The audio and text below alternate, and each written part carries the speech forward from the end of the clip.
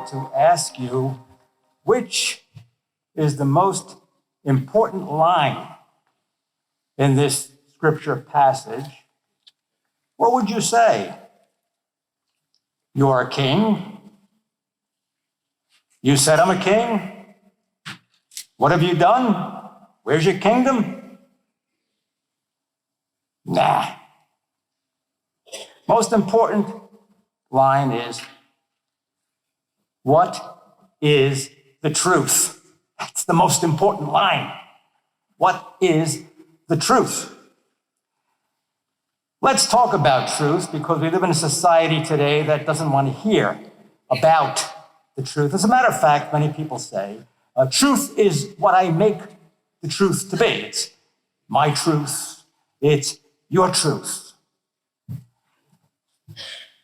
Many people, they don't want to hear anything about reason. They don't want to hear anything about faith. They would rather operate on feelings. And then if your feelings are hurt, you simply say, I'm offended. And everybody has to say, I'm sorry. I think if Pilate went out to the crowds today and said, what did Jesus do? We never really get anything about what did he do. They'd simply say, he offended us. He offended us. And I suppose if what the crowd said was enough for Pilate, it would be enough for our politically correct politicians today. He offended me in some way. When we are talking about Christ as our King, we have to understand something about the idea of a king. A lot of us might just have a picture of maybe Queen Elizabeth. She's the queen. Or maybe some other king that still exists in our world today, the king of Norway, the king of Spain. The king or queen is supposed to sum up in themselves what the country is all about. And that's why they should be exemplary figures, because they represent the country and the country's values. Let me just tell you, maybe it's a funny story, but during World War II, that the Queen Mother, we knew her as the Queen Mother, when the Nazis were bombing London, she refused to leave. She was going to stay with her people, and she did, at her own peril. And after that, her people never forgot her, the beloved Queen Mother. On the other hand, and I hate to bring this up, but King Victor Emmanuel of the House of Savoy in Italy, when the Nazis were bombing Rome, he got out of town. And the Italians never forgot him after the war went to a republic. So you see, the king is somebody that represents the people, and the people are respectful of what the king or queen does, or disrespectful, whatever the case may be. When we talk about Christ the King, it is his values. It's his kingdom that we pledge our allegiance to. It's his truth. It's his truth that we accept, because he speaks to us the truth of God. And that's what this is all about. What is truth? And at the end he says, those who hear the truth, they hear me. Those who hear the truth, those who abide in truth, they hear me. It is my voice. The truth is my voice. Now the darkness, the world, the secular world always tries to overcome the truth. They don't want to hear the truth. Those crowds outside of Pilate's palace did not want to hear the truth. Pilate was a pathetic figure, really. He comes off rather poorly, and rightly so. He's not sure. He's saying, well, he didn't do anything really wrong, and, some of the stuff he's saying isn't too bad, and goes back and forth, back and forth, back and forth. And in the end, he's a pusillanimous pipsqueak. He gives in. He gives in. Take him away. I have nothing to do with it. And we know he washes his hands of the situation. After all, he wanted to be politically correct. He wanted to get reappointed. Today, many of our politicians want to get re-elected. Let's now talk about what is going on in our world. We have the advancement of secularity, the secular philosophy, trying to remove God and the truth from our world, from our society.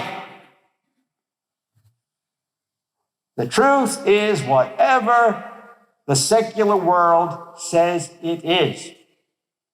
And therefore, everything becomes plastic. It can be molded. Truth is unchanging. Doesn't change. What was true 100 years ago was true today. The gospel doesn't change. It doesn't change from 100 years ago to today.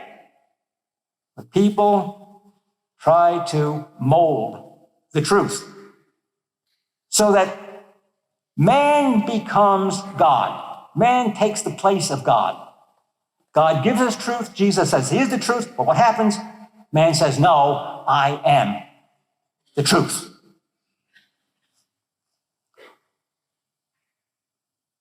There's a battle going on in our country, matter of fact, throughout the world, especially Western civilization these days, trying to remove God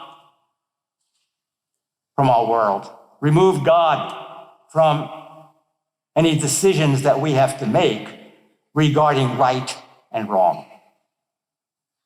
Let me give you an example. You've been hearing over these last weeks about the Build Back Better legislation. Thousands of pages. I doubt that many of our people in Congress ever read 2,000 pages there, some of them, or anywhere else.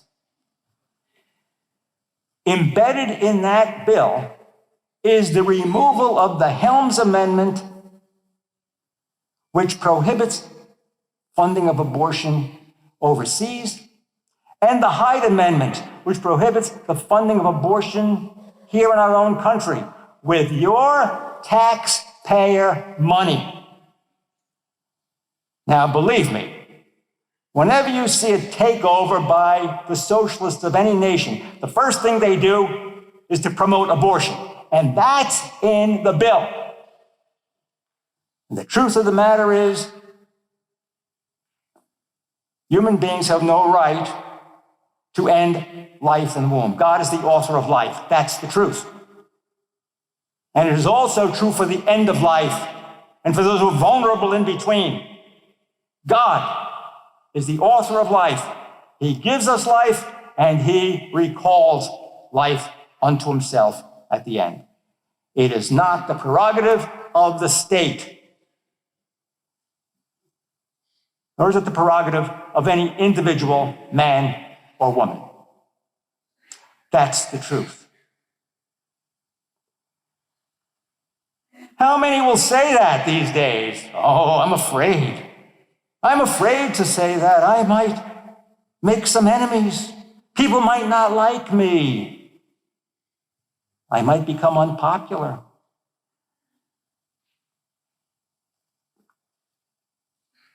What did Pilate say to the crowd?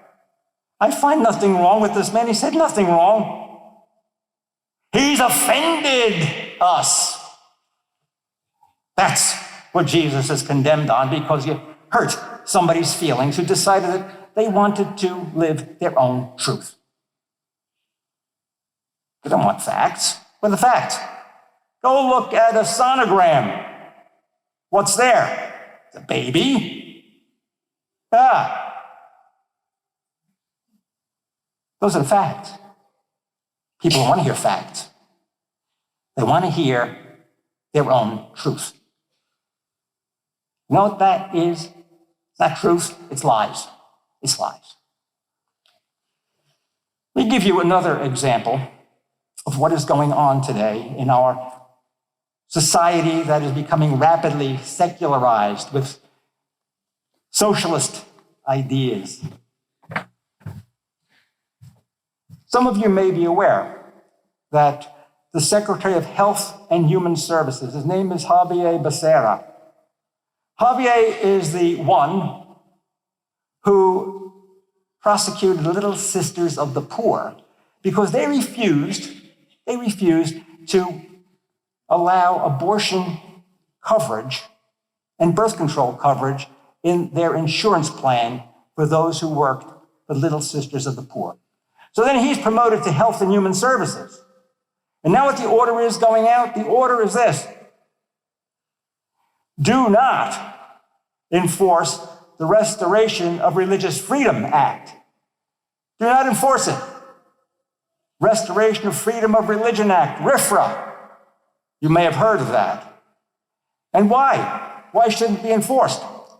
Well, the reason why it shouldn't be enforced is because we are going to deny religious freedom and conscience rights. It's an attack on our Catholic hospitals. You know, 1 in 6 hospitals in this country, 1 in 6, is run by the Catholic Church. We hear the truth, what Jesus teaches us. And that means that a Catholic hospital cannot perform abortions.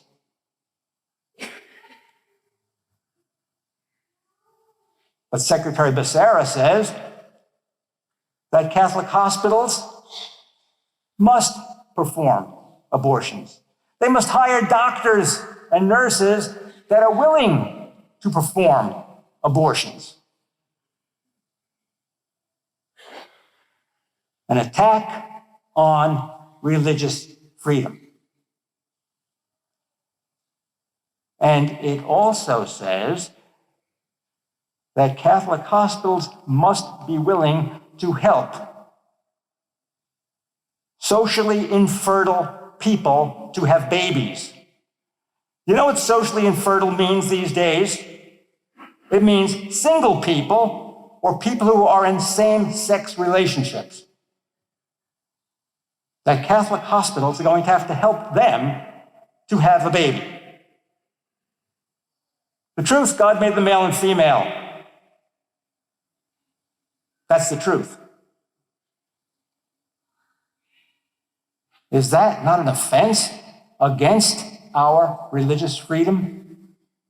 Yes, it is. Open your eyes, America. Open your eyes. I'll give you another example. There's a small evangelical college. It's called the College of the Ozarks. College of the Ozarks. This small evangelical college decided that, they had to follow Scripture. Scripture says God made them male and female. However, someone applied to their college and said, I'm a male, but I identify as a female and wanted to be in the women's dormitories. College said, no, this is a Christian college. We don't do that. The case is now in the 6th Circuit Court to determine whether or not the College of the Ozarks has to obey the Fair Housing Act, which says you can't discriminate. What about the Bible? What about religious freedom? It's not there. It's not there. It's an attack on religious freedom. Health and Human Services, Fair Housing Act, all being interpreted for the secularist agenda. Let me give you one more example. Perhaps this is even more heart-wrenching, or maybe even difficult for some people to understand. We have gone through this horrendous, horrible COVID crisis. Some people decided to be vaccinated. That's their right, be vaccinated. Some people did not get vaccinated, but that's their right too. It's a civil right. It's a civil right. The United Nations very clearly said in 1947 in the Declaration of Human Rights that medical treatment must be voluntary.